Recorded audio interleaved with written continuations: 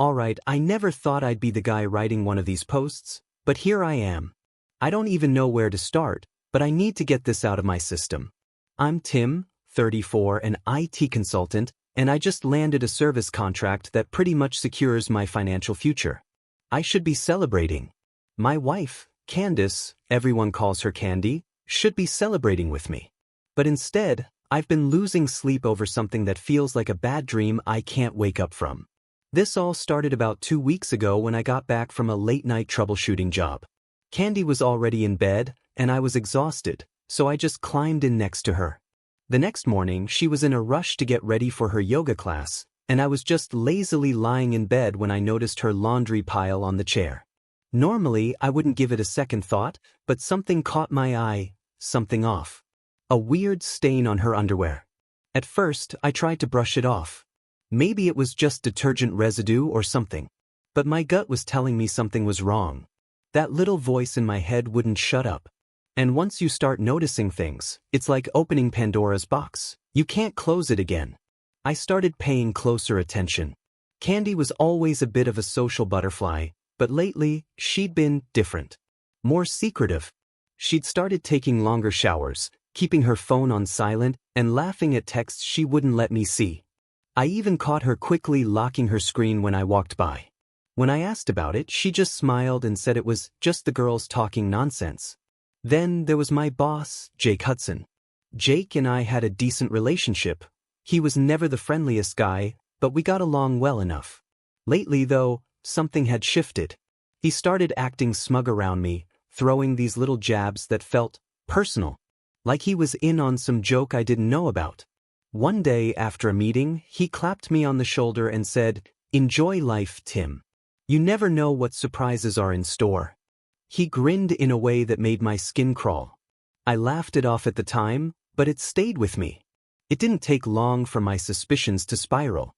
I started looking for signs. Checked Candy's phone when she was in the shower, but she had set a new passcode. She started wearing new lingerie, stuff she never wore for me. She was suddenly too tired for intimacy, yet I caught a glimpse of a fresh hickey on her collarbone when she was getting dressed.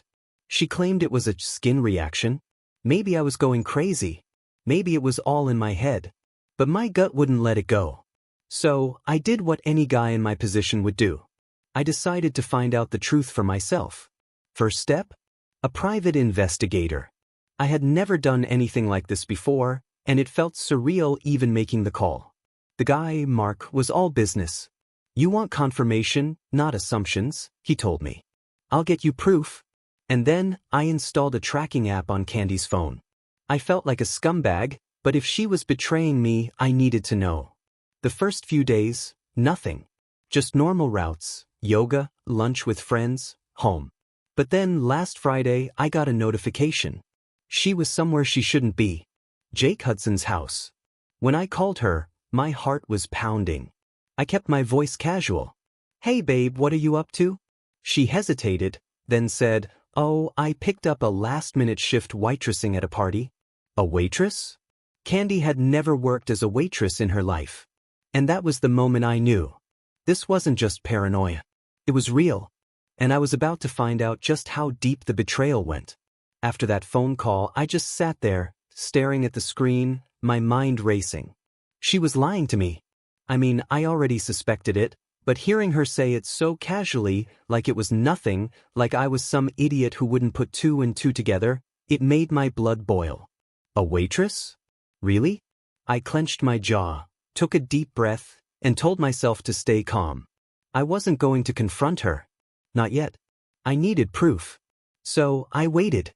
That night, Candy didn't come home until almost 3 a.m. When she finally walked in, she looked different. Hair a little messy, lipstick slightly smudged, and she reeked of perfume, not hers. "Oh, you're up," she said, like she was surprised to see me. I forced a smile. "Yeah, couldn't sleep." "How was the party?" She sighed dramatically, tossing her purse on the couch. "Exhausting. Rich people are the worst. You wouldn't believe how rude some of those guys were." She laughed a little. I nodded, pretending to be interested, but my eyes were on her neck. The faint trace of a smudge, maybe makeup, maybe something else. I clenched my fists. I knew. Still I played dumb. Did Jake treat you okay? She hesitated. Just for a second. Oh yeah. He was super nice. Even tipped me extra. But more lies. I let her ramble for a few minutes before she finally yawned and said she was exhausted. She barely even looked at me before heading to the bathroom. The moment the door shut, I grabbed her purse and dumped it out. I felt like a madman, but I didn't care. I needed something, anything. Then I saw it. A hotel key card. My stomach dropped. I stared at it for a long time, my fingers gripping the edges so tightly they turned white. It was from a high-end hotel downtown.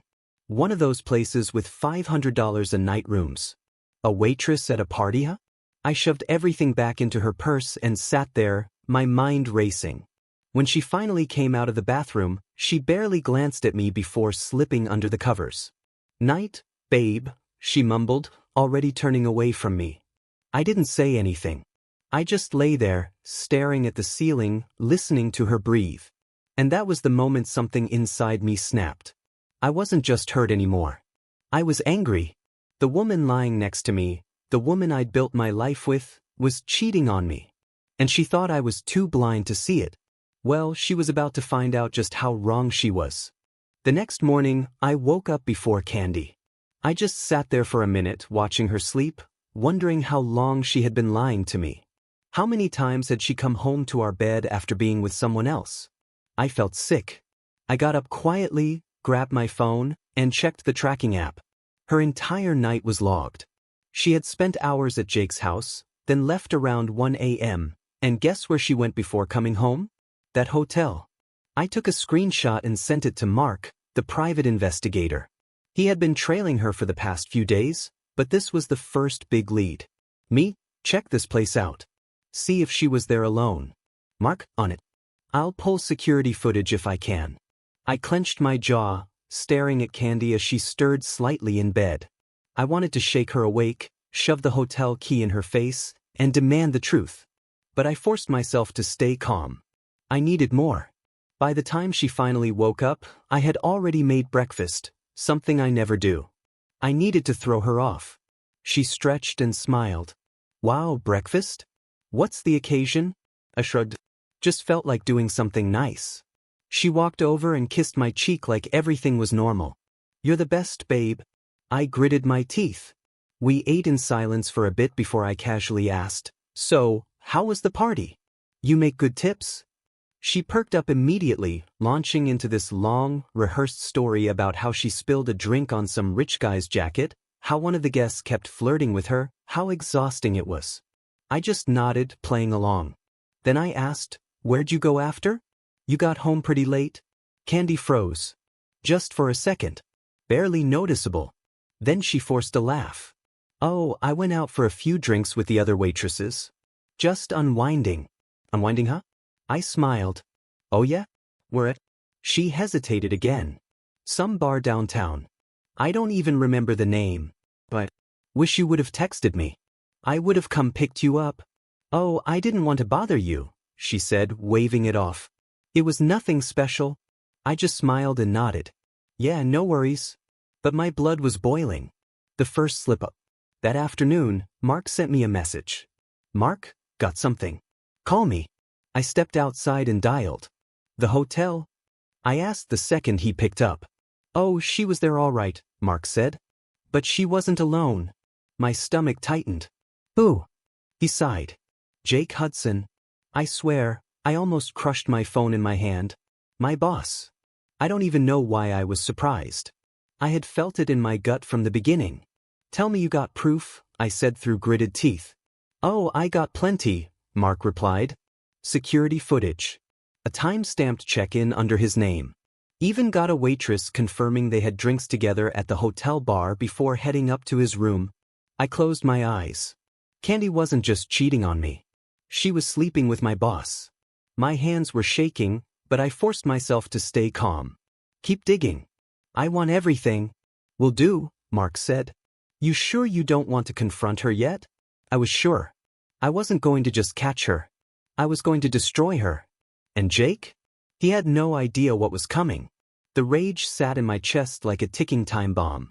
Candy thought she was so slick, lying straight to my face about where she was, who she was with. And Jake? My boss? The guy who smirked at me like he had a secret? They were both going to pay. But I wasn't going to be sloppy about it. I needed to be smart.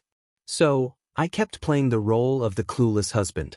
I still kissed Candy goodbye in the mornings, still asked about her job, still pretended like I believed every word she said. But behind the scenes, I was lining everything up. Step 1. The paper trail. First, I contacted my lawyer.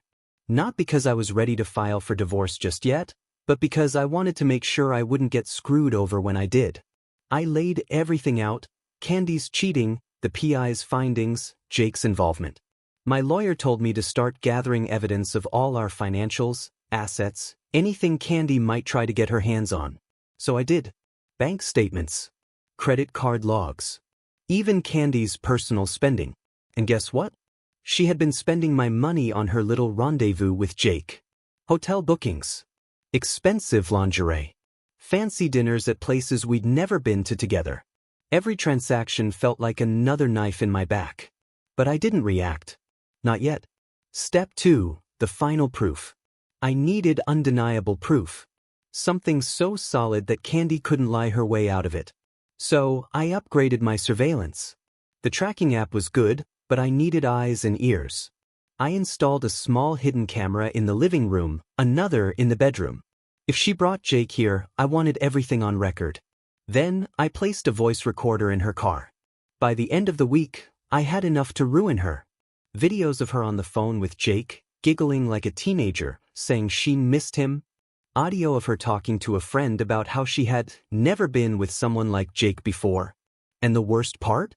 A phone call I recorded where she told Jake that she was only staying with me until the time was right to leave. Until the time was right? Oh, I was about to make that time right now. Step 3. The setup. The next Saturday, Candy told me she was working another shift. I smiled and kissed her goodbye. Then I tailed her. Sure enough, she drove straight to Jake's house. I parked down the street, watching as she let herself in like she'd been there 100 times before. I took a deep breath, pulled out my phone, and sent Mark a text. Me? Get the files ready. It's time. Candy thought she had control of this situation. She thought she could keep lying until she was ready to walk away. She had no idea that by the end of the night, her world was about to crumble. I sat in my car, gripping the steering wheel so hard my knuckles turned white. Candy had just waltzed into Jake's house like it was her second home. She didn't hesitate, didn't look around, didn't even check her phone. She was comfortable there. Like this was routine. I exhaled slowly, forcing myself to stay calm. I wasn't going to charge in there and make a scene. No, I wanted to break them the right way. So, I let them enjoy their little affair. Let them think they were getting away with it. Because in just a few hours, everything was going to blow up in their faces. Step 1. The first strike. I checked my watch. It was 6 p.m. Candy had told me she'd be working until midnight. Perfect. I grabbed my phone and sent out a few very important messages. First, to my lawyer. I told him to move forward with the divorce paperwork. Then, to Jake's wife. Yeah, I hadn't mentioned her before, but Jake was very much married. I found his wife, Lauren, on social media weeks ago. She was one of those classy, elegant women who had no idea her husband was screwing his employee. I made sure to send her all the proof. Every text. Every photo. Even the hotel footage. Finally, to Mark, my PI. Me, it's time. Drop everything. Step 2. Public humiliation. Jake was hosting a company gathering at his house the following week. That's where I planned to expose everything in front of everyone. But I wasn't going to wait that long. Instead, I set up a little pre-show. See, Jake was a man who thrived on power and image. He loved being the guy in charge. Loved being respected.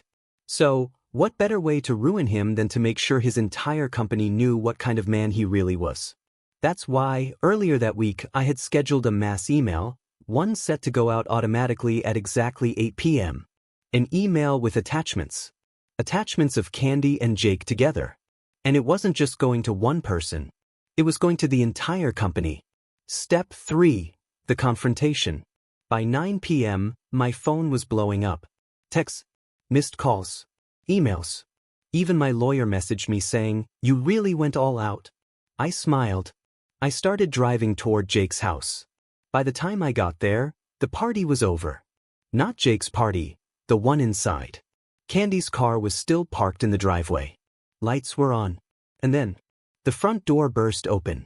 And out stormed Lauren, Jake's wife. She was screaming. Behind her, the shirt half-buttoned, looking like a man who had just lost everything. I leaned against my car, watching, enjoying. Lauren spun around, eyes wild, and spotted me. "You did this?" I nodded. "Yeah, I did." Jake ran a hand through his hair. "You just ruined my goddamn life, Tim." I laughed. "No, Jake, you did that yourself." And then, like a cherry on top of this disaster sundae, Candy appeared at the door, wrapped in nothing but a robe. Her eyes locked on mine, and for the first time in weeks, I saw it. She knew. She knew it was over. "Tim," she started, stepping forward. I held up my hand. "But just don't." She stopped, swallowing hard. Lauren turned back to Jake, voice shaking with rage. "We're done. My lawyer will be in touch." And with that, she stormed off, got in her car, and sped away. Jake just stood there, looking lost. Candy was frozen, her hands gripping the edges of her robe like she could hold on to what was left of her life. And me? I just smiled, shook my head, and said the words I'd been dying to say. "Hope it was worth it." Then, I got in my car and drove off. I didn't need to hear their excuses. Their apologies. Their lies. I had one. But this was just the beginning. I didn't go home right away. I needed to cool off, let everything settle. I drove around for a while, replaying the scene at Jake's house over and over. The look on Candy's face. The rage in Lauren's voice. Jake standing there like an idiot, realizing he had just lost everything. It felt good. But at the same time, it didn't feel final. Candy hadn't tried calling me yet, which surprised me. I expected her to at least send a fake apology, some half-baked excuse. But my phone stayed silent. Instead, I got texts from coworkers. "Tom, dude, what the hell did I just read?" "Megan, please tell me that email wasn't real." "Josh, Jake screwed. HR is already talking about his termination." I smirked at that last one. Jake had always acted untouchable, the big boss, the one everyone feared. But he was just another disgraced idiot who thought he could get away with it. By the time I got home, it was close to midnight. And that's when I saw it. Candy's car, parked outside our house. The apology tour begins. I sighed. I knew this was coming. I walked up to the door, took a deep breath, and stepped inside. Candy was sitting on the couch, wearing one of my old hoodies like she thought it would soften me up. Her eyes were red and puffy. She had been crying. "Tim," she whispered the moment she saw me. I didn't say anything. Just shut the door and leaned against it, waiting. She wiped her nose, staring at me with pure desperation. I don't even know where to start," she said, her voice breaking. "I know you're angry, and you have every right to be, but please, can we talk?" I crossed my arms. "Talk about what?" She swallowed hard. About us. About everything." I let out a short, bitter laugh. "You mean about how you cheated on me? With my boss?" Candy flinched, like hearing it out loud physically hurt her. It wasn't like that, Tim." I stared at her. "Then what was it like, Candy? Please enlighten me." She hesitated, looking for a way out. I could see it on her face. Then she did exactly what I expected. She lied. "It was a mistake," she said quickly. "I never meant for it to happen. Jake, he was just there for me when I needed someone and I got caught up in it. But I swear, I never stopped loving you." I scoffed. "Yeah? You loved me so much that you snuck around behind my back? Lied to my face? Spent my money on your little hotel nights?" Her eyes widened. How did you?" "I know everything, Candy. Every single detail. You really think I was just gonna sit back and be played like a fool?" She started shaking her head, tears spilling over. I was confused. I didn't know what I was doing. I was going to tell you, I swear. I laughed at that. A real, guttural laugh. Tell me? Oh yeah, when? After you were done screwing him? After you drained my bank account? Or were you just waiting until Jake dumped you so you could crawl back to me? She lost it then. Broke down sobbing, full-on dramatic breakdown. Tim, please. I know I messed up, but we can fix this. We can go to therapy, work through it. I held up a hand. Stop. Just stop. She did. She sat there, hiccuping, waiting for me to say something, anything that would give her hope. I walked over to the couch, leaned down so I was at eye level, and said exactly what needed to be said. There is no we anymore, Candy. It's over. She froze. No, she whispered. No, no, no, you don't mean that. I straightened up. I do. The divorce paperwork is already in motion. You can cry all you want, but we're done. She shot up, grabbing my arm. Tim, please. I'll do anything. I'll cut off Jake. I'll prove to you that I still love you. I yanked my arm free. Prove it? You already proved everything I needed to know. Her face crumpled. I stepped back, rubbing my temples. Just get your stuff and leave, Candy. She shook her head. Where am I supposed to go? I shrugged. Not my problem. Maybe Jake has a spare room. She winced at that, and I knew. Jake had already thrown her under the bus. Classic. You're serious, she whispered, her voice barely audible. Dead serious. She stared at me for a long moment, like she was trying to find something, some tiny shred of hope. But there wasn't any. Finally, she nodded slowly. Defeated. I'll pack my stuff. I didn't say anything. Just turned and walked to the bedroom, shutting the door behind me. And when I finally sat down on the bed, I felt it. Relief. It was over. Candy was out of my life. And tomorrow? I was going to make sure Jake paid the price too. Candy took her time packing. Maybe she thought if she moved slow enough, I'd change my mind. She was wrong. I stayed in the bedroom, listening to her shuffle around. Every few minutes, I'd hear a little sniffle, a muffled sob. Didn't matter. She made her choice. Finally, she knocked on the door. So, hesitant. Tim? I didn't answer right away. Then, finally, what? She opened the door just enough to peek inside. Eyes red. Mascara streaked. I don't have anywhere to go. I shrugged. Not my problem. Her lip quivered. Can I stay, just for tonight? I laughed. Cold. Empty. Are you serious? She swallowed hard. I don't want to be alone. I looked her dead in the eyes. Should have thought about that before you cheated. She flinched. Like a slap to the face. For a second, I thought she'd fight back. Argue.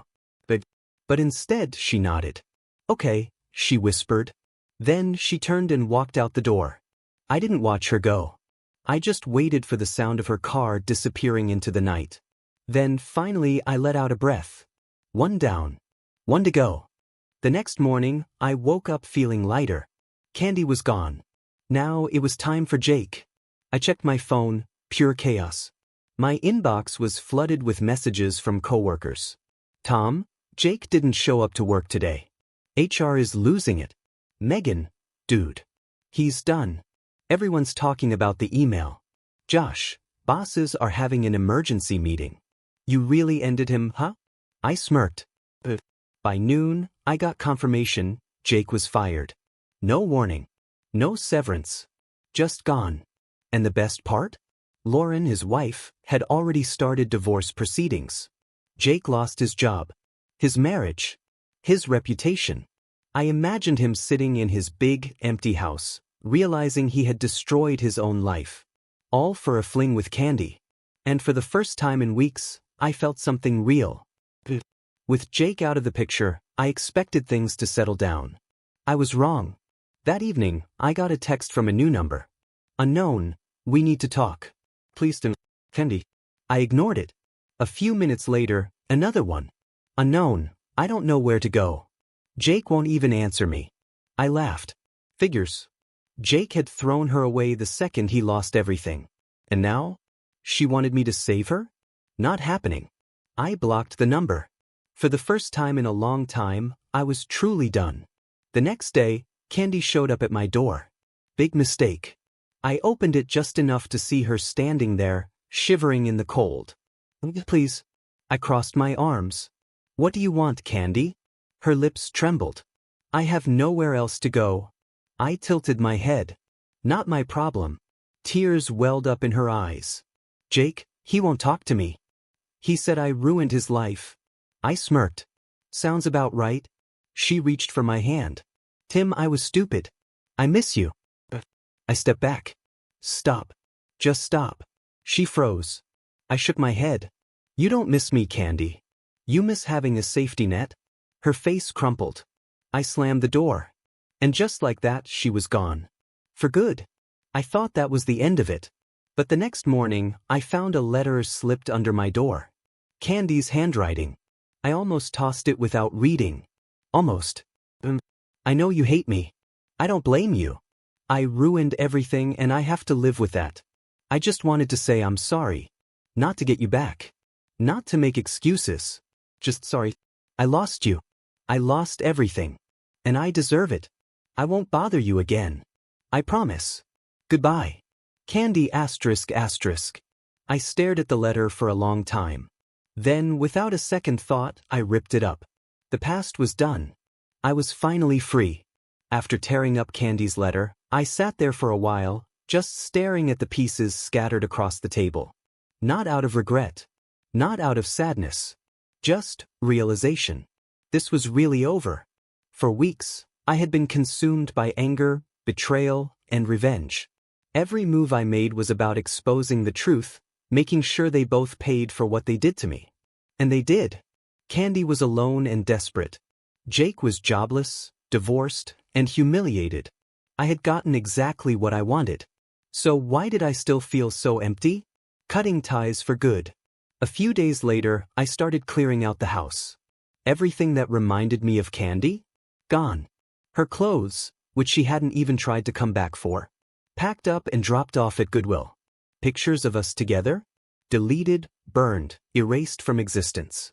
Wedding ring? Tossed in a drawer. Maybe I'd sell it later. Maybe I'd throw it in a river. Didn't matter. I wanted no trace of her left in my life. And just when I thought I was done, I found something I hadn't noticed before. A small black box tucked away in my desk drawer. I opened it and froze. The anniversary necklace I had bought her. The one I never got the chance to give her. I had picked it out months ago, thinking about how much she'd love it. How her face would light up when she saw it. What a joke. I clenched my jaw, slammed the box shut, and threw it in the trash. The unexpected message.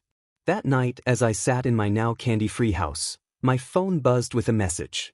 Not from Candy. Not from Jake. But from Lauren. Jake's ex-wife. Lauren, I heard you finalized the divorce. How are you holding up? I stared at the screen. I hadn't expected to hear from her. Me? Better than I was. How about you? A few moments passed. Lauren, same. Divorce went through. He tried to fight for the house, but the evidence you sent helped a lot. He got nothing. I smirked. Me? Glad to hear it. He deserved worse. Lauren, agreed. So, can I buy you a drink sometime? I blinked. Lauren? Asking me out? Didn't see that coming. But then again, why not? Me? I'd like that. For the first time in weeks, I smiled. Maybe revenge wasn't the end of my story. Maybe it was just the beginning of something new. A few days later, I met Lauren for that drink.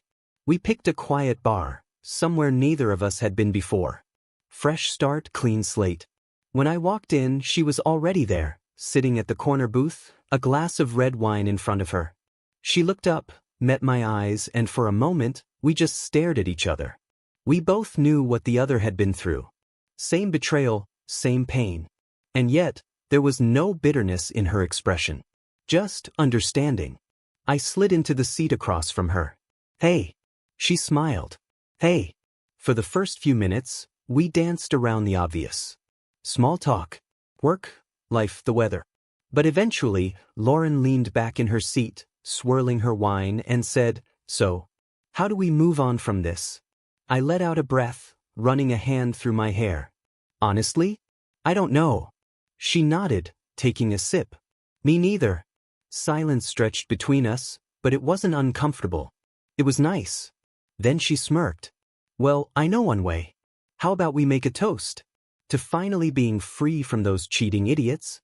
I chuckled, raising my glass. To freedom. We clinked our drinks together, and just like that, something in me shifted. For the first time in a long time, I wasn't thinking about Candy. Or Jake. I was just here. Living. Moving forward. And maybe, just maybe, starting over.